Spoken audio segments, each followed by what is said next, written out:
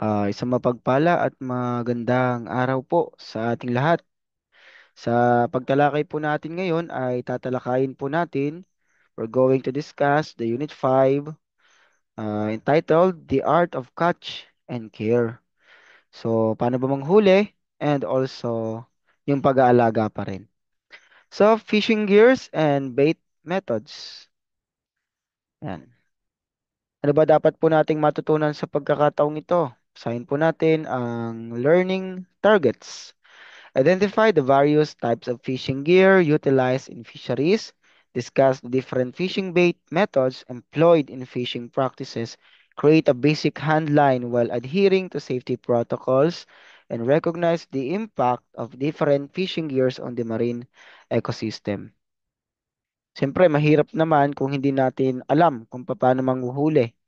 So, kung hindi nga lang kami busy ng weekend, ay kasama siguro ako ng aking mga kapatid na nanguhuli sa dam ng isda.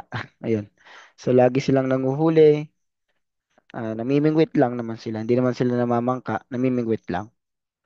So ayun, nakakahuli sila ng iba't ibang klase ng isda doon. Ay may pang-ulam na. Tsaka ano, yung iba nga ginagawa merienda kasi nga sumosobra sa dami yung nahuhuli.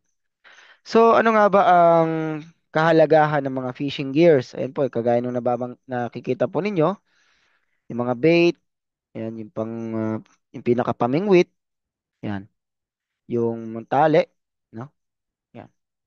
So according to our reference, so fishing gears are vital tools in the fishery arts. Bakit? Ayun nga ginagamit mo eh. Mga simpleng mga bagay na ginagamit mo sa pangingisda. So aiding in efficient fish capture. So kung magmamano-mano tayo ng kamay, no? Tapos sisisirin natin yung lupa, I mean yung tubig, no? Sorry, sorry. Ayan, baka natatawa na yung iba diyan. Yan. So, kung sisirit-sirin po natin yung tubig, eh, mahirap naman kung kamay lang natin ang gagamitin natin sa panghuli. Diba? So, yung iba naman, kung sa, di karaniwan kasi, kagaya kami dati, nung kami bata, nangunguha lang kami ng bulig sa imbornal. At talagang sinusuot namin yung imbornal na yun. Kukuha kami ng dayami. Tutuyo. Siyempre, harangan muna namin yung source ng tubig para matuyo. Kumonte yung tubig. Tsaka kung kami yung dayami, tutulak namin lahat yon papunta sa una namin pinasukan hanggang dulo ng Imbornal. O di pagkatapos nun, lahat ng na maiipon doon sa dayami, o madaming isda yon. So these tools have been developed and refined over centuries, adapting to the needs and challenges of fishing. So the importance of fishing gears lies in their ability to increase catch efficiency. Alam niyo ba yung mga bait, no? Yung iba't ibang mga bait ay iba-iba rin ang isdang mahuhuli, no? Yung mga nandito sa larawan. Wait lang, pakita natin. Itong mga isda po na yan. Ayan, pag bumili kayo ng ganyan sa fishing center, ayan, yung fishing center, no? So iba-ibang isda yung pwede mong mahuli diyan. Parang may nakaano siya, parang yung kulay na yon ng isda, yun lang, mayroon siyang isda na po pwede mong mahuli. No? Kung gusto mo halimbawa, gusto mong ang mahuling isda ay ganito, yun ang kailangan mong gamitin. No? Yung nang bumili kami sa bilihan ng ganyan, bibili na kami ng bait nun eh, tsaka magdadagdag sana kami ng extra pamingwit. No, yun. May sinuggest sa amin yung nagbebenta. So, fishing gears, ano nga ba ang fishing gears? Ito daw po ay mga devices or tools na ginagamit sa panghuli ng isda and other aquatic organisms. They range from simple hand tools to complex mechanical devices. Una, yung tinatawag nating fish trap or yung salakab. Okay po. So ano nga ba ang salakab? Sabi dito ay fish traps, and locally known as salakab, are stationary devices used to capture fish by guiding them into an enclosure. So fish trap, ito ay makakahuli tayo ng isda sa pamamagitan ng trap nga, ayun, trap, no? Sa fishnet tayo, ang kinaibahan naman ng fishnet, magagamit mo to anywhere. Hindi kagaya ng fish trap. Lalagay mo lang yan sa isang dako o bahala na isda na pumunta ron or matrap. Pero yung fishnet talagang, halimbawa, sa isang dako na yun, marami, nagkukumpulan. O doon mo itatapon yung fishnet o doon makakakuha. So, scoop net, sinabi nating scoop net, at may tatlong uri, ano, yung fishnet po natin. Paki-lecture. So, scoop net po ay small handheld net used to scoop fish from the water.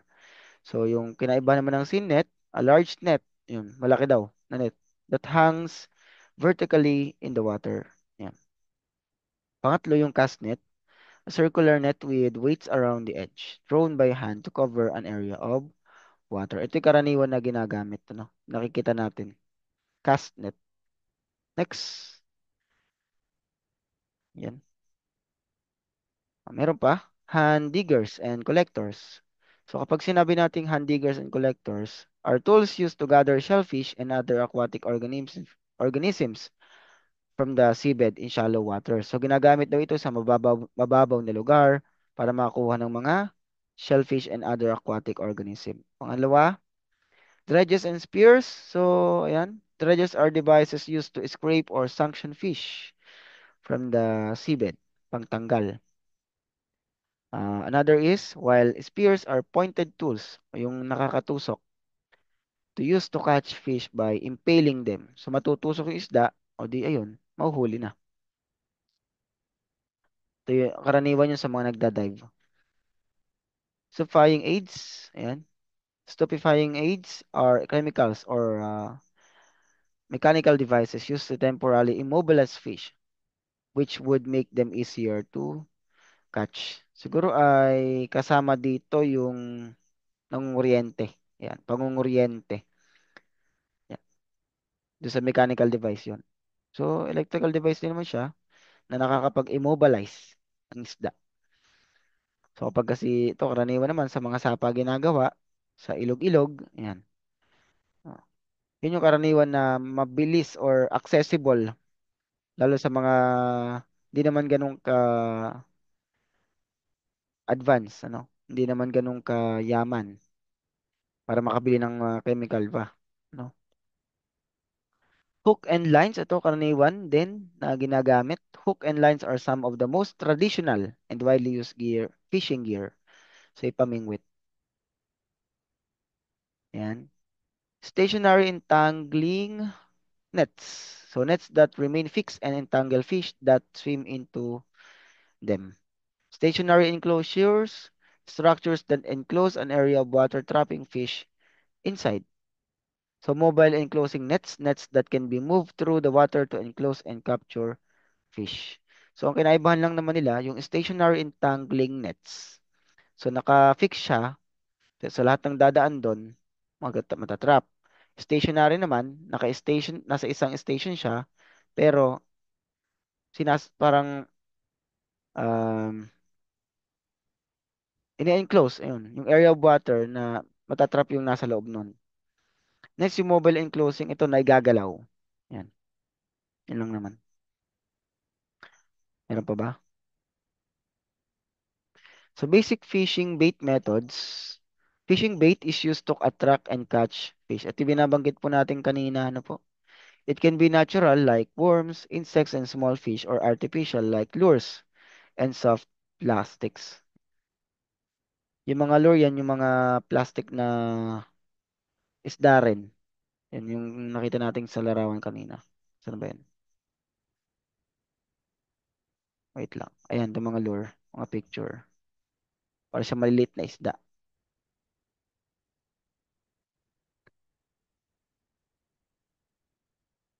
Ayan, fishing bait.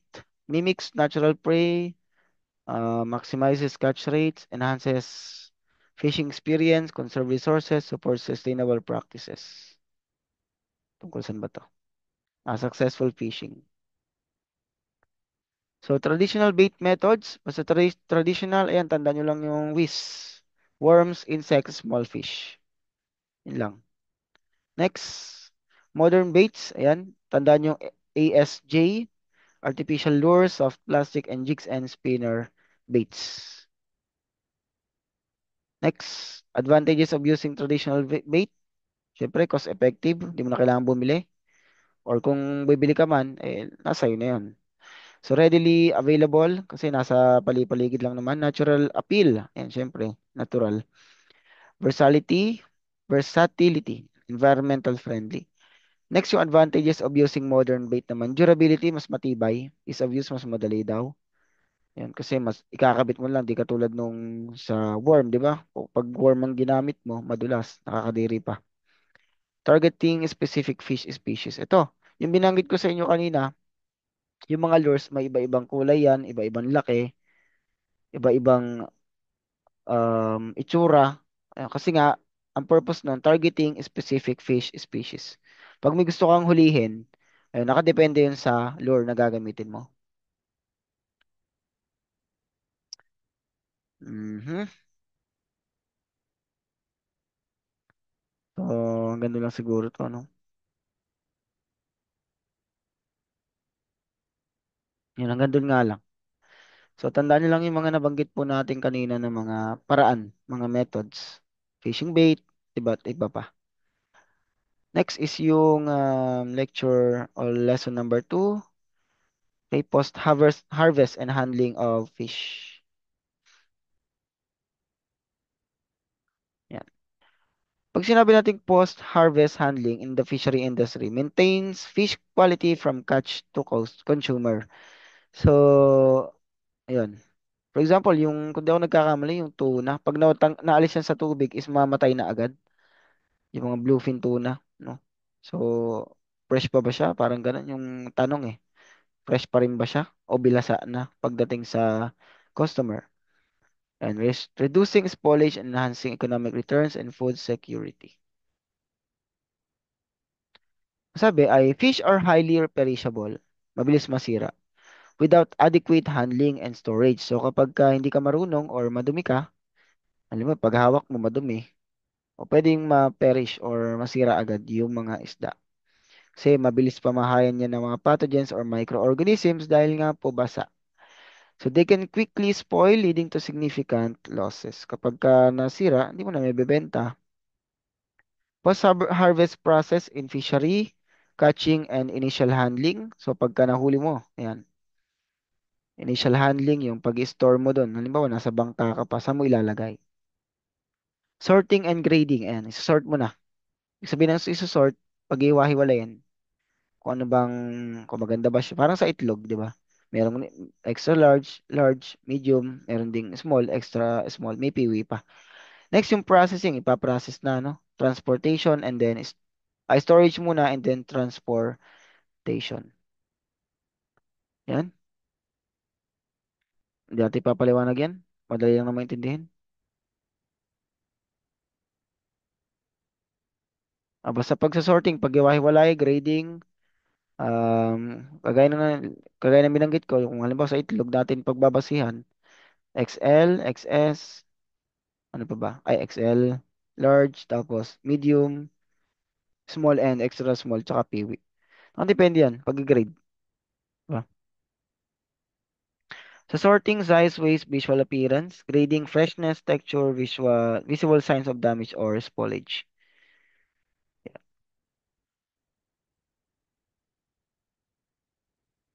So, mahalaga po yung proper fish storage, sabi.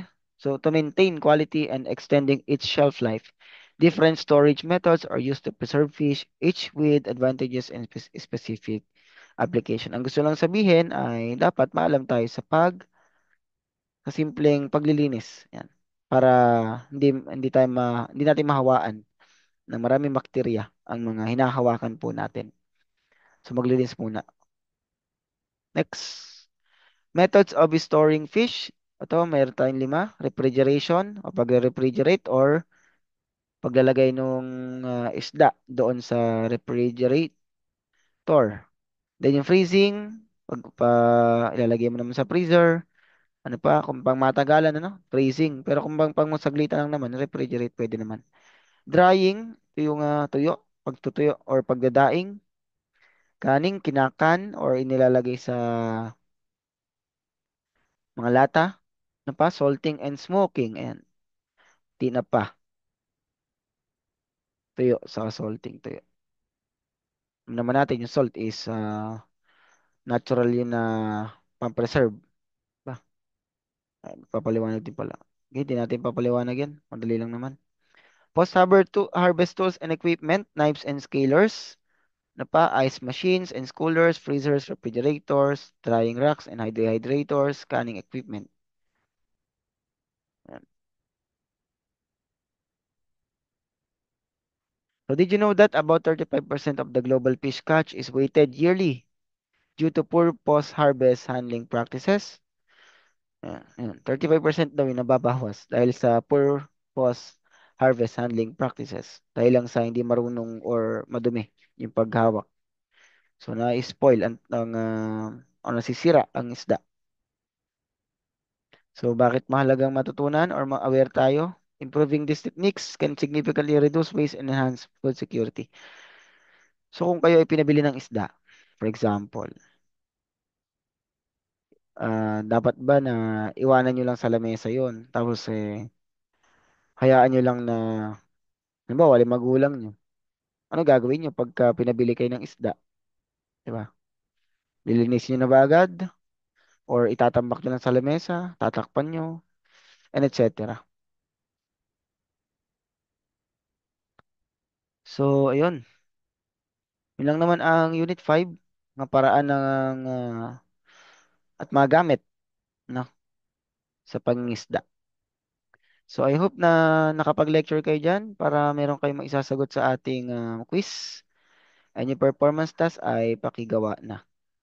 Kung sa ano, performance task, ang pagbasehan nyo dyan yung title, no? Tsaka yung notes ninyo, pagbasehan ninyo. Na po. So yun lang naman ang Unit 5 natin. Okay. So next na kayo, punta na kayo sa Unit 6 or gumawa muna kayo ng performance task and mag-quiz. Ayan, mag-quiz. Thank you.